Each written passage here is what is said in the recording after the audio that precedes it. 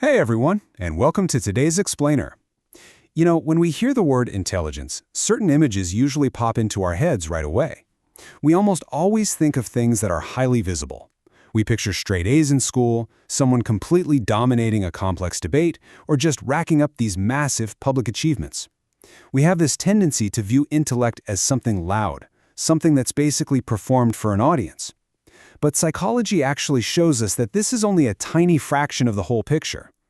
True intellect isn't always loud, and it absolutely isn't always public. In fact, some of the absolute clearest signs of deep intelligence only show up when the audience is completely gone. So I want to ask you a really direct question right off the bat. What does your mind actually do when no one is watching? Think about it. When you strip away all that social pressure to perform, when you completely remove the need for external validation, and there is literally no one around to impress, how does your brain naturally operate? Psychology tells us that what a person does in total isolation often reveals the absolute truest nature of their cognitive abilities. So today, we're stepping off the social stage and venturing right into the private theater of the mind. Because it turns out certain solitary behaviors are heavily linked to incredibly rare forms of intelligence. To make sense of this, we really need to look at the massive difference between two concepts. On one hand, we have public intelligence. Those are the grades, the witty conversations, the tangible achievements we can all point to and applaud. But on the flip side, we have hidden intelligence. This is all about solitary behaviors and the intense internal processing that happens totally behind closed doors. And psychology shows that intelligence often shines brightest in this hidden space. It's about the mind's natural resting state, completely free from the demands of the outside world. Today, we're going to break down 5 highly specific things that highly intelligent people tend to do when they are entirely alone. All right, let's jump right into number 1, processing the social world. You know that feeling when you leave a party or a meeting, you drive all the way home and the conversations you just had are still playing on a total loop in your head? Well, the first sign of hidden intelligence is exactly that. You replay conversations long after they end. Now sure, everybody remembers interactions, but what the psychology highlights here is exactly how your mind revisits these moments. You aren't just reliving it emotionally, you're actually analyzing it. When highly intelligent folks are alone, their minds start meticulously examining the exact wording people used. They're dissecting those tiny, subtle shifts in tone. They analyze people's reactions, actively hunting for hidden meanings that might have been buried just beneath the surface of the small talk. In psychology, this actually has a name. It's called reflective processing, or social pattern analysis. And let me be super clear about this. If you do this, you are not just overthinking. You aren't just anxiously obsessing over a chat. You are actively studying it.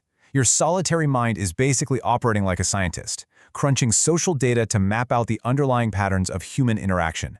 And honestly, that is a massive indicator of hidden intelligence. Moving right along to number 2, the drive for understanding. So, we're shifting gears from the external social world to how your quiet mind feeds its own curiosity. Because this brings us to the second sign. You randomly research things for absolutely no practical reason. I mean, we've all been there, right? It's 2 a.m., and suddenly you are miles deep down a Wikipedia rabbit hole about, the invention of the fork.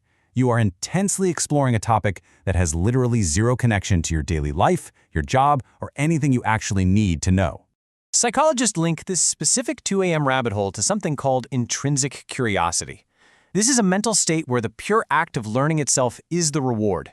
You aren't just digging for useful facts you can use at work tomorrow. You're hunting for pure understanding, just for the sheer joy of it.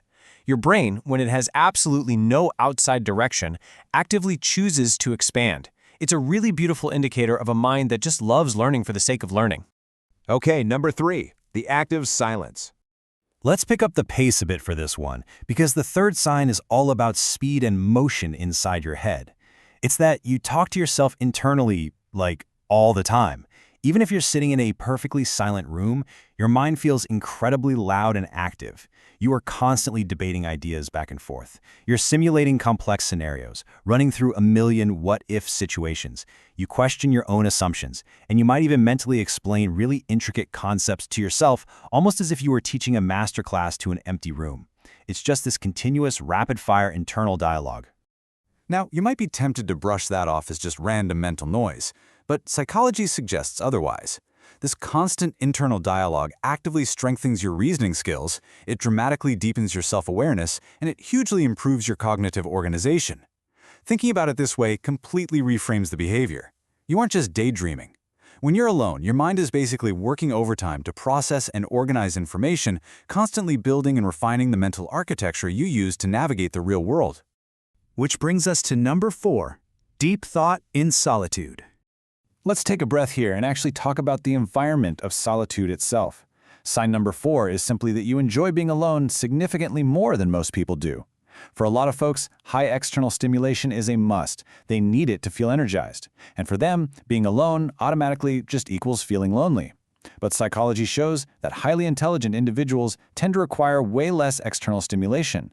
In fact, they actively crave uninterrupted mental space. For these folks, solitude doesn't feel lonely at all. It actually feels profoundly refreshing. It's basically a necessary mental sanctuary.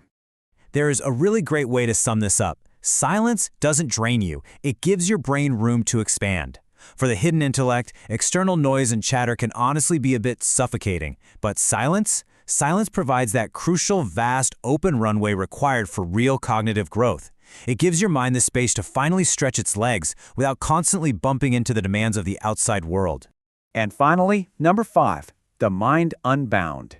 This brings us to the most intense, immersive, solitary behavior of the bunch. The moment where your mind just completely takes the wheel and leaves the physical world in the dust. The 5th sign of hidden intelligence is that you suddenly lose hours to a single thought. Have you ever had this happen? You sit down to ponder just one idea, and that one thought seamlessly morphs into another and then another, building this massive web of connected concepts, and before you even check the clock, 3 hours are just gone. The brain doesn't always work in short, highly efficient little bursts. Sometimes it demands a deep dive. Psychology actually links this profound loss of time to a concept called deep cognitive immersion. This is an incredibly intense focus on abstract or deeply meaningful ideas. It's the ability to let your brain essentially disappear into the depths of a subject. Now, don't confuse this with just getting distracted. It is actually an incredible capacity for sustained, unbroken concentration on complex thought, and it is undeniable proof of a very rare form of intelligence hard at work. Okay, let's pull all of this together. If there's one thing the psychology makes crystal clear, it's that some forms of intelligence appear most vibrantly when you are in absolute solitude. Whether it's reanalyzing conversations to decode social patterns, researching totally random ideas just to grasp them, keeping up a constant internal dialogue to organize your thoughts, craving solitude so your mind can expand, or completely vanishing into hours of deep thought. Look, from the outside looking in, some of these behaviors might seem a little quirky, but taken together, they reveal a mind that absolutely refuses to stop exploring, learning, and processing, even when literally nobody is asking it to. Intelligence isn't just what you do on a stage, it's beautifully hidden in what your mind does when you're completely alone.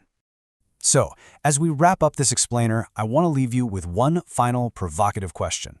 After unpacking all of this, how are you going to view your very next moment of complete silence? Because the next time you find yourself alone, lost in a daydream, or deep down a random research rabbit hole, I really hope you remember what we talked about today. I hope you realize you aren't just killing time.